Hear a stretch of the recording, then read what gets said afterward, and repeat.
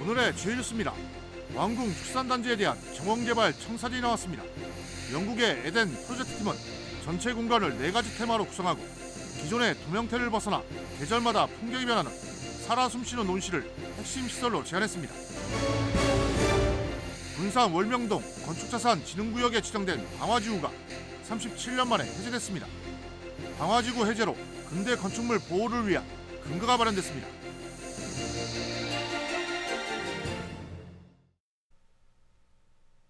시청자 여러분 안녕하십니까? 1월 3일 금요일 종합뉴스입니다. 익산 왕궁 축산단지에 대한 정원개발 청사진이 나왔습니다. 영국의 에덴 프로젝트 팀이 현장 답사를 거쳐 익산시에 보고서를 제출했는데 전체 공간을 4가지 테마로 구성하는 것이 골자입니다. 특히 기존의 돔 형태를 벗어나 계절마다 풍경이 변하는 살아 숨쉬는 온실이 핵심 시설로 제안됐습니다. 최정우 기자입니다. 왕궁 축산단지. 익산시가 에덴 프로젝트를 접목하기로 하면서 영국 전문가 3명이 현장 답사를 벌였고 최근 보고서를 제출했습니다. 영국 에덴 프로젝트 팀은 1948년 한센인 집단 이주를 위해 왕궁 축산단지가 만들어진 점과 국내 정착촌 중 규모가 가장 크다는 점에 주목했습니다. 자연과 인간의 공존, 동식물 서식처 보호와 확대 가능성, 훼손된 지역 복원 목적 등이 에덴 프로젝트 취지와 부합된다고 판단했습니다. 영국 팀이 지난 11월 달에 다녀갔는데요. 12월 달에 일단 보고서를 제출해줬고 먼저 우리 지역에 맞는 그 문화적 특성으로 이렇게 이제 보고서는 돼 있는데 4가지 이렇게 단계 이렇게 구성이 되었습니다. 또 보고서를 통해 왕궁 축산단지 개발과 관련된 공간 구성 방향과 사업 컨셉 초안을 제안했습니다. 왕궁 축산단지 전체 공간을 숲과 야생, 웰빙 정원, 마켓 등 4개 테마로 구성했습니다. 또 공간마다 생태관광과 상업기능을 담은 다양한 운영 프로그램을 제시했습니다. 특히 익산만의 차별성을 두기 위해 영국 코널 폐광산, 중국 청도 폐염전 지역과 다른 모양의 온실이 제안됐습니다. 세부적인 공개는 현재 단계에서 어렵지만 일반적인 돔 형태를 벗어난 독특한 모양을 갖췄고 계절마다 풍경을 달리하는 살아 숨쉬는 온실을 핵심 시설로 내세웠습니다. 익산시는 이 같은 내용을 담은 보고서를 바탕으로 자금 조달 등에 집중할 계획입니다. 사업비 확보 방안 중 하나로 조기 대선이 실시됐을 경우 제안할 15개 대선 공약 사업에 포함시켰습니다. 기본 계획 구성이 이제 되면은 추후에 실시 설계가 이제 들어가는데 그 이후에는 또 예산도 확보를 해야 되고 수십 년간 운영된 현업축사가 모두 매입된 54만 평 규모의 왕궁 축산단지. 정원개발 청사진이 나오면서 익산시의 개발 로드맵이 속도를 낼지 주목됩니다. KCN 주정우입니다. 김관영 지사가 새만금 공항 활주로는 짧지만 연장 부지는 충분하다며 착공이 먼저라는 입장을 내놨습니다. 김관영 지사는 어제 도의회 기자간담회에서 계획대로 올해 새만금 공항 착공이 시급하다고 밝혔습니다. 다만 활주로가 거점 공항에 비해 짧지만 확장에 필요한 부지는 충분히 확보하고 있다고 강조했습니다. 문승우 도의장도 신년 기자간담회에서 활주로가 확장될 수 있도록 전북도와 대응해 나가겠다고 말했습니다. 전북 상공회의소 협의회가 오늘 새만금 공항의 활주로 확장을 요구하는 건의서를 지역 정치권과 국토교통부에 전달했습니다. 협의회는 현재 새만금 공항의 활주로 길이가 2,500m로 국내 주요 공항 가운데 가장 짧아 안정성과 운영 효율성에 대한 우려가 크다고 밝혔습니다. 그러면서 안정성을 확보하고 글로벌 경쟁력을 가질 수 있도록 제7차 공항개발 종합계획의 활주로를 3,200m 규모로 확장해 줄 것을 요청했습니다. 새만금 특별지자체의 단체장은 군산과 김제, 부안 등 3개 시군이 윤번제로 맡기로 할 방침입니다. 전북도는 새만금 권역 발전 연구 결과 이들 3개 시군의 합의가 이루어지면 단체장을 의회에서 선출해 각각 1년 4개월씩 맡기로 했다고 밝혔습니다. 또 기획과 관광, 산업 건설, 환경 농업 등 6개 분야에서 47개 협력 사무를 맡습니다. 도는 특별지자체 출범을 위해 주민 설명회를 열고 추진 동력을 확보할 계획입니다. 전북도가 내년도 국가예산 확보를 위해 5,300억 원 규모의 신규 사업을 발굴했습니다. 전북도는 올해부터 본격 시행하는 전북특별법의 특례를 활용해 377개 사업에 5,303억 원 규모의 사업을 발굴했다고 밝혔습니다. 신규 사업은 유네스코 세계해양유산센터와 농생명산업 전문인력 양성기관 설립, 첨단 특수목적 기반 모빌리티 고도화 등입니다. 도는 오는 3월까지 추가로 신규 사업을 발굴하고 국비 확보에 주력할 계획입니다. 옛 군산초등학교 부지에 전북교육기록원 건립이 추진됩니다. 도교육청은 이달 안에 설립 타당성 조사 연구 용역을 발주하고 조례 개정과 기본계획 수립, 자체 투자 심사 등을 거쳐 내년 본 예산에 사업비를 편성할 예정입니다. 도교육청은 당초 옛 군산초 부지에 전북교육 박물관을 추진할 예정이었지만 300억 원이 넘는 예산 문제로 정부의 중앙투자심사를 통과하지 못하고 무산됐습니다. 이에 따라 도교육청은 기존 교육박물관 대신 전북교육기록원 설립을 추진하기로 했습니다. 유네스코 세계유산에 등재된 익산 왕궁리 유적이 비가 많이 오면 물에 잠기는 배수 문제에 대해 국가유산청이 원인 분석에 나섭니다. 국가유산청은 다음 달부터 왕궁리 유적 배수 문제의 원인 분석과 개선 방안 연구 용역을 진행한다고 오늘 밝혔습니다. 국립부여 문화유산연구소가 용역을 발주하며 1억 3,600여만 원을 들여 10개월 동안 진행합니다. 왕궁리 유적은 궁궐을 둘러싼 성벽인 궁장이 사방을 둘러싸고 고지대에 위치한 지형적 특성으로 집중호우 때 물빠짐이 원활하지 않아 침수가 반복돼 왔습니다. 인공지능을 활용해 농가 맞춤형 농기계를 제조할 전망입니다. 익산시는 산자부의 인공지능 확산 자율제도 선도 프로젝트 공모에 선정됐다고 밝혔습니다. 이에 따라 국비 65억 원을 들여 부품을 조립하고 품질을 검사하는 등 농가에 맞도록 농기계를 자율 제조할 수 있는 인공지능을 개발하게 됩니다. 이 사업에는 전북자치도와 익산시, 한국생산기술연구원, 전북기술실용화본부, 농기계 제조업체 TYM 등이 참여합니다. 군산 월명동 건축자산진흥구역에 지정된 방화지구가 37년 만에 해제됐습니다. 일제강점기 건축자산을 보호하기 위해 지난 2017년 진흥구역으로 지정했지만 방화지구에 묶여 근대자산을 지키기 어려웠습니다. 하지만 방화지구 해제로 근대 건축물 보호를 위한 근거가 마련됐습니다. 모형숙 기자입니다. 군산 영화동에서 동국사까지 이어지는 월명동 일대. 이곳은 지난 2017년 문화적 가치를 높이기 위해 건축자산 진흥구역으로 지정됐습니다.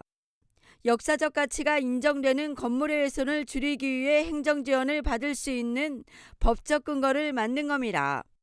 하지만 지난 1987년 지정된 방화지구로 인해 건축자산을 지키기 어려웠습니다.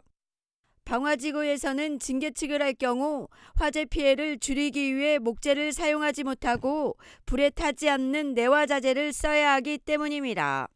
월명동 이런 건축자산은 대부분 목조 건축물인데 반해 방화지구에서는 건축물의 주요 구조부와 지붕 외벽 등을 내화구조 또는 불연재로 사용하도록 규정하고 있어 건축자산을 보존 활용하기가 어려웠습니다. 이러다 보니 건축물을 보수해도 불법으로 몰래하거나 허물어버리는 경우가 빈번한 상황. 건축자산 진흥구역으로 지정 이후 7년 동안 근대 건축물은 312곳에서 273곳으로 12.5%가 줄었습니다.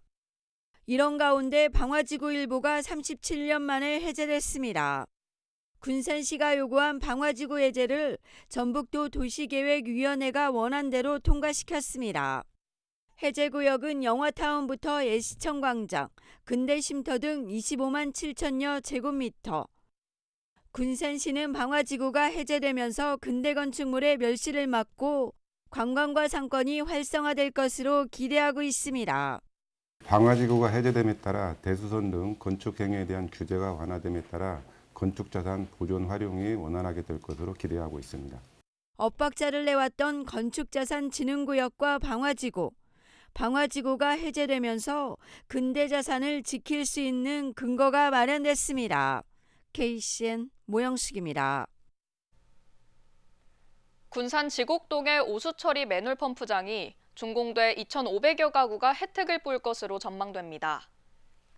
군산시는 지난달 5억 6천만 원 들여 지곡동 주거지역에 오수를 처리하기 위한 매눌 펌프장이 준공됐다고 밝혔습니다.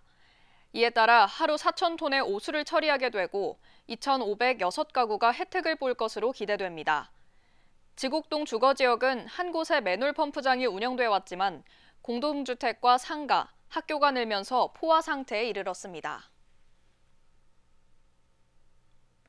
올해 소나무 재선충병 방제에 63억 원이 투입됩니다. 전북자치도는 소나무 재선충병 확산을 막기 위해 오는 4월까지 감염목과 감염 우려목을 제거합니다. 또 나무주사와 수종전환 등의 방제 사업을 진행합니다. 소나무 재선충병은 치명적인 산림 병해충으로 지난해 도내에서 7,000그루의 감염목이 발생했습니다. 경남 거창군에서 지진이 발생해 도내에는 진도 2의 흔들림이 전달됐습니다. 기상청에 따르면 오늘 오후 3시 28분쯤 경남 거창군 남쪽 14km 지역에서 규모 2.9 지진이 발생했습니다. 이번 지진으로 도내에는 조용한 상태나 건물 위층에 있는 소수의 사람만 지진을 느끼는 수준의 진도 2의 흔들림이 전달됐습니다. 전북 소방본부는 현재까지 지진을 느꼈다는 신고는 없다고 밝혔습니다. 군산시청 광장에 마련한 제주항공 여객기 참사 희생자들의 분향소에 조문 행렬이 이어지고 있습니다. 군산시는 지난달 30일 분향소 설치 이후 어제까지 1,500명이 넘는 조문객이 방문했다고 밝혔습니다. 조문객들은 고인의 명복을 빌고 희생자들의 넋을 위로했습니다. 합동분향소는 국가 애도기간인 내일까지 운영합니다. 익산의 한 카페에서 불이 났습니다. 익산 소방서에 따르면 어젯밤 9시 52분쯤 갈산동에 있는 상가 건물 2층 카페에서 불이 났지만 인명피해는 없었습니다. 내부 집기 등을 태워 소방서 추산 1,290만 원의 재산 피해가 발생했습니다. 전북자치도가 제주항공 여객기 추락 사고 사망자와 유족에 대해 지방세를 면제합니다. 주민세와 자동차세, 재산세 등은 면제되고 유족의 상속취득세는 감면됩니다. 이미 납부한 경우에는 환급될 예정입니다. 한편 제주항공 여객기 추락 사고와 관련된 도내 사망자는 익산 70대 부부 2명을 포함해 6명으로 확인됐습니다. 군산소방서가 중증 응급 환자 대응을 위해 특별 구급대를 확대 운영합니다. 군산소방서는 기존 산북 구급 한 대만 운영하던 특별 구급대를 사정구급과 지곡구급, 대학구급까지 확대 편성해 모두 4개 구급대를 운영합니다. 이로써 중증 응급 환자 발생 시 신속하고 전문적인 대응으로 골든타임 확보가 수월해졌습니다. 계속해서 전북권 뉴스입니다. 전주시의회가 집행부에 즉각적인 설명을 요구할 수 있는 긴급 현안질문 제도를 도입했습니다. 이 제도는 지역의 긴급한 문제에 대해 의원들이 즉시 집행부에 설명을 요구하고 시민의 목소리를 더욱 적극적으로 반영할 수 있습니다. 긴급 현안질문은 시의원이 제적의원 5분의 1 이상 요구, 질문 요지, 출석 대상 이름을 기재한 요구서를 본회의 개의 24시간 전까지 제출해야 합니다. 전주시는 쾌적한 주거 환경을 제공하고자 노후 공동주택을 대상으로 관리비용 지원에 나선다고 밝혔습니다. 올해 3억 300만 원을 들여 준공된 지 20년이 넘은 20세대 이상 공동주택을 정비하고 근로자 휴게시설을 확충합니다. 단지별로 최대 3천만 원까지 지원하고 근로자 휴게시설은 500만 원까지 보조됩니다.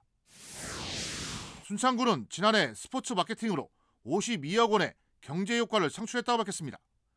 지난해 49개 대회와 전지훈련 50개 팀을 유치해 지역 방문객 13만 2천 명을 달성했습니다. 앞으로 동계 전지훈련팀을 유치하고 다양한 유소년 대회를 개최하는 등 스포츠 마케팅을 더욱 강화할 방침입니다. 지금까지 전북권 뉴스 최정호입니다.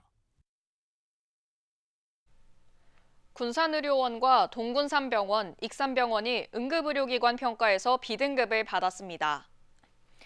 보건복지부는 지난해 응급의료기관 평가 결과 군산과 익산의 3개 병원이 중간인 B등급을 받았다고 오늘 밝혔습니다. 전국 지역응급의료센터 136곳 가운데 A등급은 43곳, B등급은 82곳, C등급은 11곳입니다. 이번 종합등급에 따라 수가 보조금이 차등 지원됩니다. 도내 전통시장 상인들의 체감 경기가 악화되고 있습니다. 소상공인시장진흥공단에 따르면 지난해 12월 기준 도내 전통시장 체감 경기지수는 기준치의 절반인 50을 기록했습니다.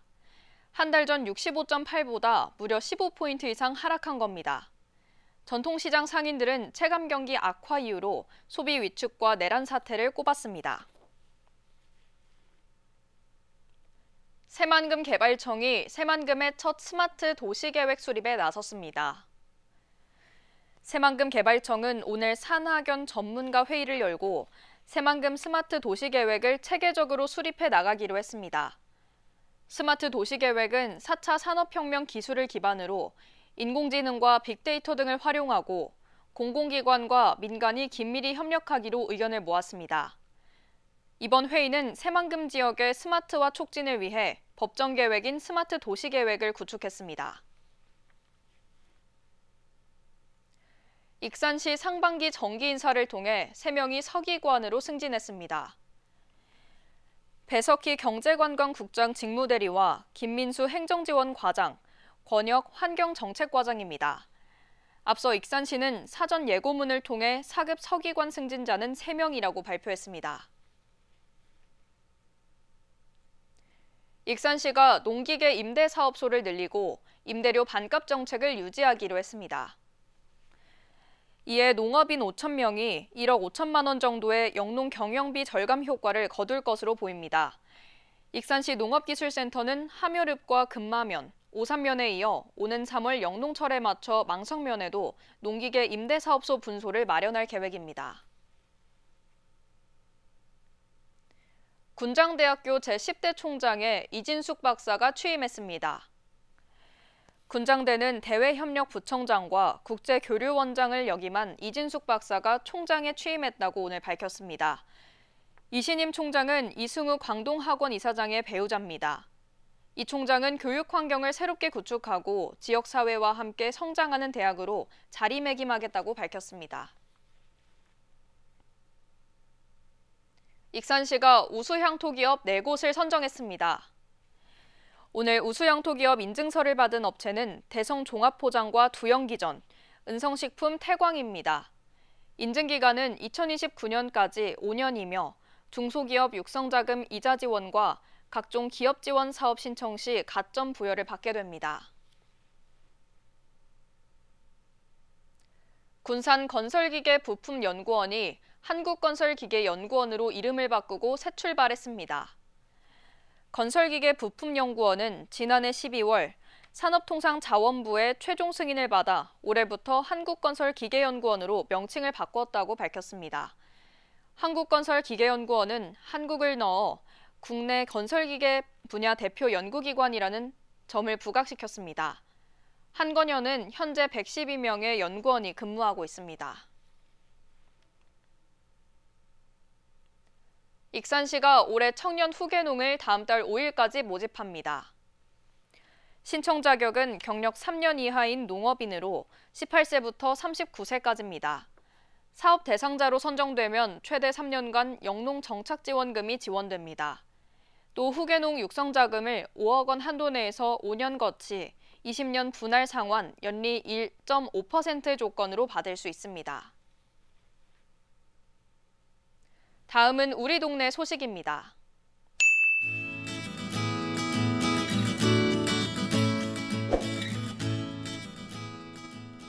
익산 영등도서관이 가족책 대출 서비스인 전집대출을 운영합니다.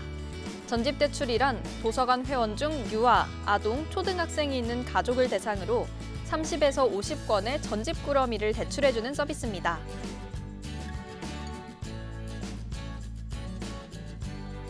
동군산 발전위원회는 새해를 맞이해 내흥 7단지 경로당과 구암 현대일차 아파트 경로당에 112만 원 상당의 백미 40포를 전달했습니다. 이번 기부는 경로당 어르신들의 결식 예방에 도움이 되고자 지원했다고 밝혔습니다.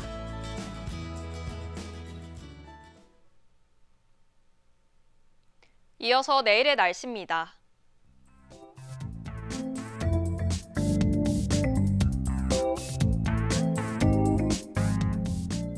내일 전북은 구름이 많은 가운데 아침 기온이 영하 5도 내외로 춥겠습니다.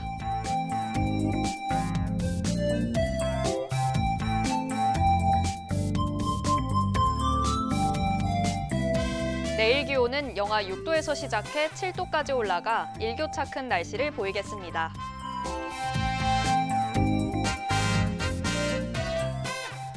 내일 군산은 구름이 많으며 낮 최고 기온 5도까지 올라가겠습니다.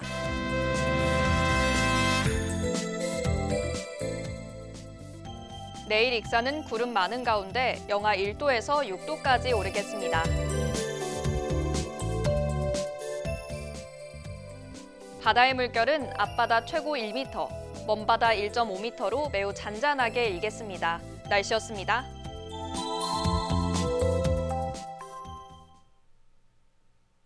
이상으로 KCN 종합뉴스를 마칩니다. 정확한 보도로 늘 함께하겠습니다. 시청해주신 여러분 고맙습니다.